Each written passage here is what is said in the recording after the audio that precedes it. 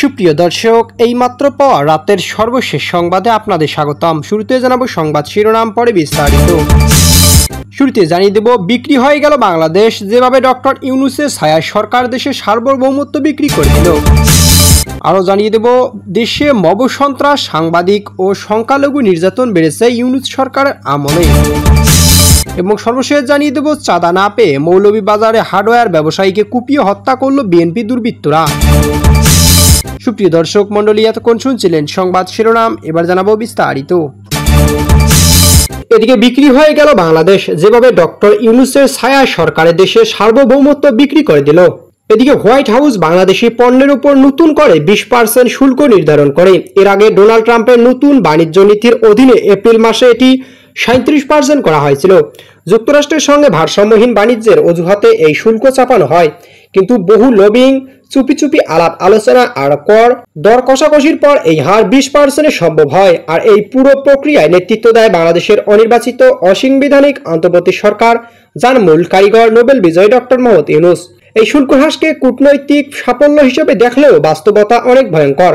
যুক্তরাষ্ট্রের কাছ থেকে এই সুবিধা নিতে গিয়ে বাংলাদেশকে সইতে হয়েছে একটি গোপন চুক্তি, নন ডিসক্লোজ এগ্রিমেন্ট, যা এখনো সাধারণ মানুষের জানার বাইরে।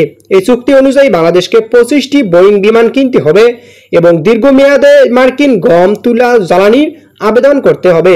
সবচেয়ে উদ্বেগের বিষয় হলো, এই সফলতার পরও বাংলাদেশের প্রধান রপ্তানি খাত তৈরি পোশাকের উপর শুল্ক দ্বিগুণ বেড়েছে। আগে যেখানে গড় শুল্ক ছিল 15%, এখন সেটা বেড়ে হয়েছে 35%। এই তো বাস্তবতা। এটা কূটনৈতিক নয়, বরং প্রকাশ্যে চাঁদাবাজি। সরকারের দাবি শুল্ক কমে 15% হয়েছে। এটা জনগণের বুদ্ধিকে অপমান করা নামান্তর। সবচেয়ে ভয়াবহ বিষয় হলো গোপনে চুক্তি। এই চুক্তির সবচেয়ে বিপজ্জনক দিক হলো, এটি পুরোপুরি গোপনে স্বাক্ষরিত, কোনো সংসদীয় অনুমোদন বা জনমত ছাড়াই। এর মাধ্যমে দেশের সার্বভৌমত্বের মূল স্তম্ভগুলো বিসর্জন দেওয়া হয়েছে। প্রতিরক্ষা ব্যবস্থার হস্তক্ষেপ। চুক্তিতে বলা হয়েছে, বাংলাদেশ এখন থেকে চীন, রাশিয়া, ইরান থেকে আরও অস্ত্র ও সামরিক সরঞ্জাম কিনতে পারবে না। অথচ বর্তমান আমাদের সেনাবাহিনী ও নৌবাহিনী 90% এবং বিমান বাহিনী 80% সরঞ্জাম আসে চীন ও রাশিয়া থেকে। এর মানে আমাদের সামরিক সক্ষমতা ভেঙে ফেলা হচ্ছে কোনো বিকল্প ছাড়াই। বাংলাদেশের সম্ভাবনাময় ওষুধ শিল্প, যা 150টির বেশি দেশে রপ্তানি হয়, সেটিও চুক্তির শিকার। এখন থেকে মার্কিন এফডিএ এর অনুমোদন ছাড়া কিছুই করা যাবে না। আমাদের আবার নিজস্ব মান নিয়ন্ত্রণ ব্যবস্থাও বাতিল করতে হবে। এতে করে মার্কিন ঔষধ কোম্পানিগুলো বাজার দখল করে নিতে পারবে। এদিকে দেশে মব সন্ত্রাস, সাংবাদিক ও সংখ্যালঘু নির্যাতন বেড়েছে। দেশে বিচার বহির্ভূত হত্যা, গুম, গ্রেপ্তার, হেফাজতে মৃত্যু, নারী, সংখ্যালঘুদের উপর সহিংসতা এবং সাংবাদিক নির্যাতনের ঘটনা এখনও অব্যাহত রয়েছে বলে মন্তব্য করেছেন মানবাধিকার সংগঠন আইন ও সালিশ কেন্দ্র আশক। ইউনূসের অন্তর্বর্তী সরকারের 1 বছর পূর্তি উপলক্ষে প্রকাশিত এক বিবৃতিতে সংস্থাটি বলেছেন, দেশে মানবাধিকার পরিস্থিতি আরও সংকটময় হয়ে উঠেছে এবং তা দমন পীড়নের নতুন রূপ নিচ্ছে। বিবৃতিতে আশক উল্লেখ করেন, গত বছরের জুলাই আগস্টের আন্দোলনকারীদের দাবিতে উঠে এসেছিল জবাবদিহিমূলক মানবিক রাষ্ট্র ব্যবস্থার কথা, কিন্তু 1 বছর পর সেই চেতনা আজ সবচেয়ে বেশি উপেক্ষিত হচ্ছে। এদিকে আইন শৃঙ্খলা রক্ষাকারী বাহিনীর ব্যর্থতা, সাধারণ মানুষ নিজেরাই ন্যায় বিচার প্রতিষ্ঠার উদ্যোগ নিচ্ছে, যার ফলে মব সন্ত্রাস বা গণপিটুনির ঘটনায় আশঙ্কাজনকভাবে বেড়েছে। রাজনৈতিক উত্তেজনা ও সামাজিক বিভাজন এই সহিংসতার পেছনে ভূমিকা রাখছে, যার শিকার হয়েছে অনেক নিরপরাধ মানুষ। ধর্মীয় সংখ্যালঘুদের ওপর সহিংসতা বেড়েছে বলে প্রতিবেদনে জানানো হয়।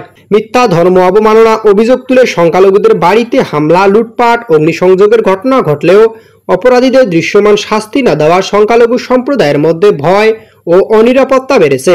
নারীর প্রতি সহিংসতা কাঠামোগত রূপ নিচ্ছে। নারীদের বিরুদ্ধে সহিংসতা এখন আর বিচ্ছিন্ন ঘটনা নয় বলে মনে করছেন আশক, বরং এটি একটি কাঠামোগত সহিংসতার রূপ নিচ্ছে।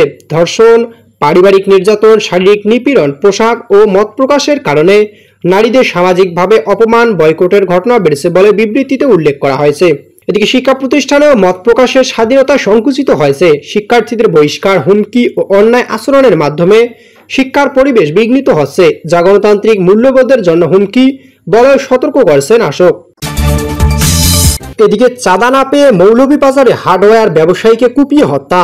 মৌলভীবাজার পৌর শহরের রমেশনগর রোডে দুর্বৃত্তদের ধারালো অস্ত্রের হামলায় শাহ ফয়জুর রহমান রুবেল নামের এক হার্ডওয়্যার ব্যবসায়ীকে নিহত করেছেন।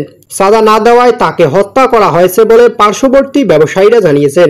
এদিকে আজ সন্ধ্যার পর নিজ ব্যবসা প্রতিষ্ঠানে এই হামলার শিকার হন তিনি। গুরুতর আহত অবস্থায় হাসপাতালে নেওয়ার পথে তার মৃত্যু হয়। নিহত রুবেল মৌলভীবাজার শহরে পরিচিত হার্ডওয়্যার প্রতিষ্ঠান সদাইপাতি FR রহমানের ট্রেডিং এবং মালিকের কুলাউড়া উপজেলা কাদিপুর ইউনিয়নের গোবিন্দপুর গ্রামের বাসিন্দা। স্থানীয় সূত্রে জানা গেছে, সন্ধ্যার পর রুবেল তার দোকানে কাজ করেছিলেন। এ সময় একদল দুর্বৃত্ত দোকানে ঢুকে তাকে এলোপাতাড়ি কুপিয়ে আহত ও চিৎকার শুনে পাশের দোকানের ব্যবসায়ী ও সিএনজি চালকরা ছুটে গেলে হামলাকারীরা পালিয়ে যায়। প্রত্যক্ষদর্শী এক সিএনজি চালক বলেন, চিৎকার শুনে ছুটে গিয়ে দেখি রুবেল ভাই রক্তাক্ত অবস্থায় পড়ে আছেন। আমরা তাকে উদ্ধার করে মৌলভীবাজার সদর হাসপাতালে নিয়ে যাই। হাসপাতালের চিকিৎসকরা তার অবস্থা আশঙ্কাজনক জানিয়ে দ্রুত Sylhet MG Osmani medical college হাসপাতালে পাঠান। তবে সিলেট নেওয়ার পথেই তার মৃত্যু হয়। নিহত শ্যালক ইমন তফারদার বলেন, দুলাভাই দীর্ঘদিন ধরে শহরে ব্যবসা করছিলেন। কারোর সঙ্গে কোনো পূর্ব শত্রুতা থাকতে পারে। আমাদের ধারণা সেই শত্রুতার জেরেই তাকে হত্যা করা হয়েছে। আশপাশের ব্যবসায়ীরা এ নিয়ে মুখ খুলছেন না। নাম প্রকাশ না করার শর্তে কয়েকজন ব্যবসায়ী ইঙ্গিত দিয়েছেন এটা স্থানীয় রাজনৈতিক প্রভাবশালী চাঁদাবাজদের কাজ। গত বছর 5 আগস্টের পর থেকে এলাকায় চাঁদাবাজদের রাজনৈতিক গুন্ডাদের উদ্ভব ঘটেছে বলে জানান নেতারা। এদিকে মৌলভীবাজার মডেল থানা ভারপ্রাপ্ত কর্মকর্তা OC মোহাম্মদ মাহফুজুর রহমান বলেন, খবর পেয়ে আমরা ঘটনাস্থল পরিদর্শন করি। হত্যাকাণ্ডের কারণ অনুসন্ধান শুরু হয়েছে। দোষীদের শনাক্ত করে দ্রুত আইনি ব্যবস্থা নেওয়া হবে।